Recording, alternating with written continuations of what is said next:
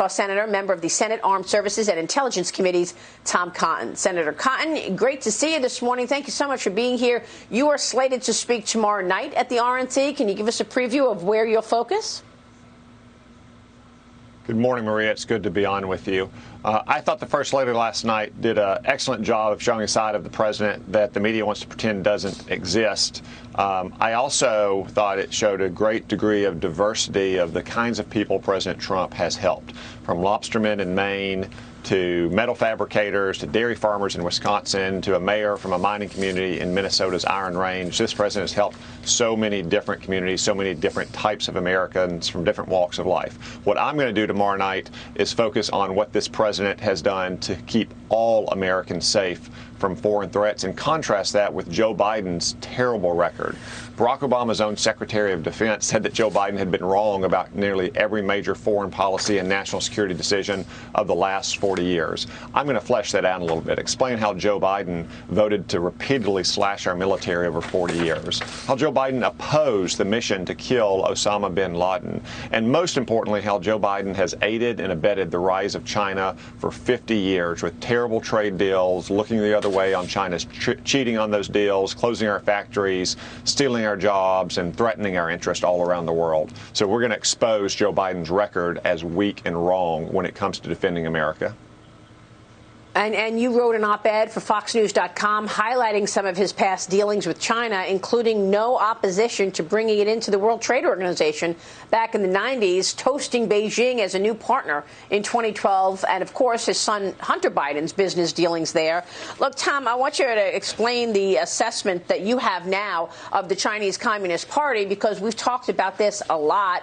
You really were the first to really spotlight the fact that there is real risk here because they are taking advantage of some of our programs and sending military officials in, people who work for the Chinese military under aliases and using our visa systems to do so. Tell us about that. Well, the Chinese Communist Party has something they call the civil-military fusion. That's drawing upon Chinese companies to aid and advance the People's Liberation Army, the military of the Chinese Communist Party.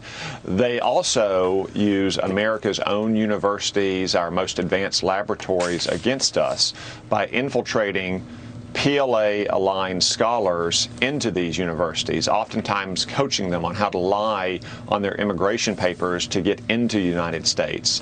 When we began to shut down those programs in May, Chinese diplomats in America scrambled to coach many of these researchers on how to lie to FBI investigators or help them abscond out of the country back to mainland China. It's just one more example of how China uses our systems against us. Joe Biden has not stood up to that, has not tried to stop it. In fact, as you said, Maria, he's advanced it for 40 years. President Trump, once again, is standing up for Americans and standing up to the Chinese Communist Party.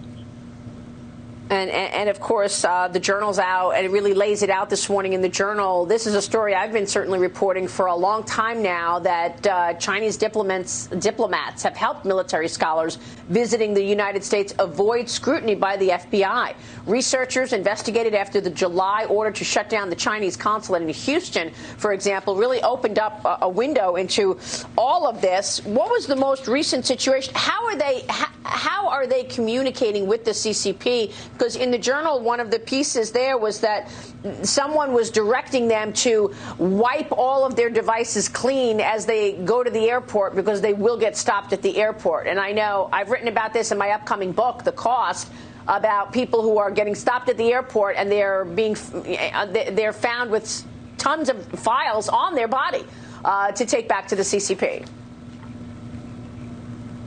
Well, Chinese diplomats oftentimes are acting as the handlers for these military researchers. They coach them on how to lie on their immigration papers to get into the country. They give them their collection priorities. The Journal reported, for instance, that they wanted one researcher to make copies of a laboratory exactly so they could replicate those labs in China. And then when they're facing pressure, when they're under the gun and trying to get out of the country, they coach them on how to turn over that information or how to wipe clean their devices and help them get flights out of the country. Now, fortunately, our FBI FBI is on the case. They've detained several of these officials. Likewise, they've detained officials who are American researchers who are taking Chinese money and oftentimes giving American secrets back to the Chinese Communist Party. It just goes to show how widespread the tentacles of Chinese communist espionage are, not just in our government, but in our laboratories, in our academies, and in American businesses as well.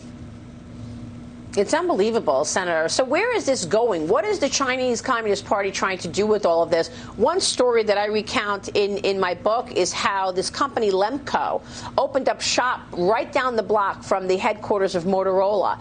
And there were former engineers, Chinese engineers that were working at Motorola, were now working at Lemco so that they could send information all the way back to the chairman of Huawei, which was just extraordinary. What is the Chinese Communist government doing here? Are they doing this to build up their military? Do you think that ultimately they're expecting they're going to go to war with the United States? Well, both their military and their commercial sector, Maria.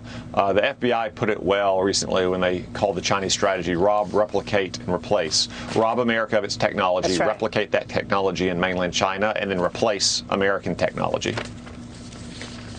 All right, Senator, you've been crisscrossing the country with the president in some cases. You've been talking to a lot of voters out there. What are you hearing from people in terms of what their priorities are?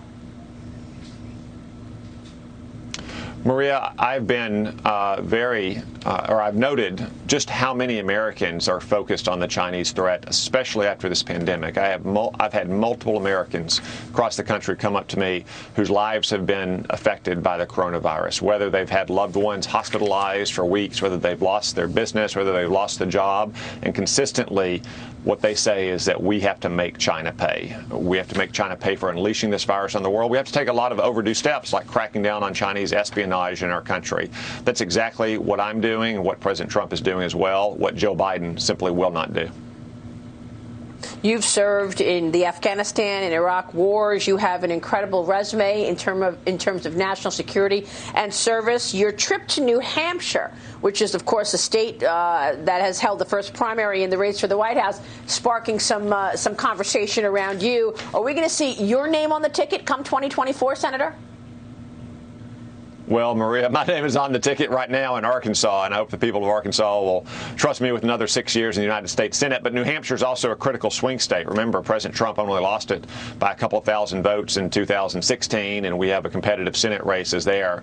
So that's what I was doing in New Hampshire, as well as states like Tennessee, and going to be traveling to Georgia next week to campaign as well. All right, Senator. Great to see you this morning. Thanks so much, Senator Tom Cotton. Be sure to tune in tomorrow. I will be